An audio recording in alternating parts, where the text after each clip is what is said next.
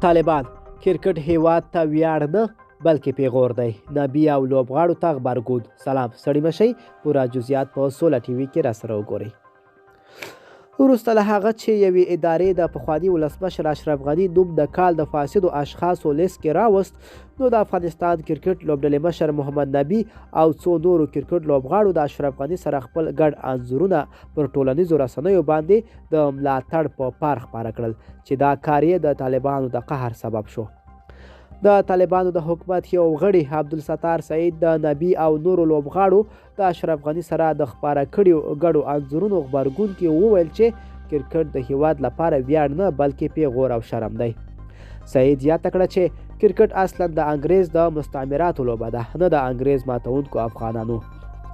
طالبان له کرکټ او نورو ملي لوبو سره چې کلونه هیواد ته ویاړونه راوړي، د دوی د راتګ سره د ورزش برخې ټولې برخې یا فلج شوې او یا هم تش په نوم فعالیت کوي. د طالبانو د حکومت یو بل غړي او ویان مبین هم موده وړاندې دا ډول خبرې کړې وې چې د عامو افغانانو له سخت غبرګون سره مخ شوې او طالبانو هغه مهال وویل چې دا نو مبین خپل شخصي نظر دی. د طالبانو د حکومت پر راتګ سره د کرکټ بورډ اداره کې هم ټیلماټیل شو چې هغه مهال د کرکټ نړیوالې شورا ICC هم پر دې جنجالونو سخت غبرګون وښود.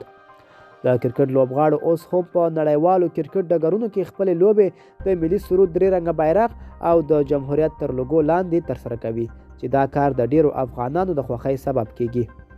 دا چې د طالبانو د دې چارواکو خبرو ته به عام غبرګونونه څه وي معلومه نه ده، خو کرکټ اوس هم افغانانو منځ کې د یو ملي ارزښت په توګه پیژندل کیږي او هر وخت یې ترې دفاع کړې ده. د طالبانو د یوې ادارې ویان او د ټولنیزو رسنیو فعال د هغه ویلي چې ما مخکې هم ویلي چې د غرب پر کاسه لوی شوي زموږ نه خپلېږي.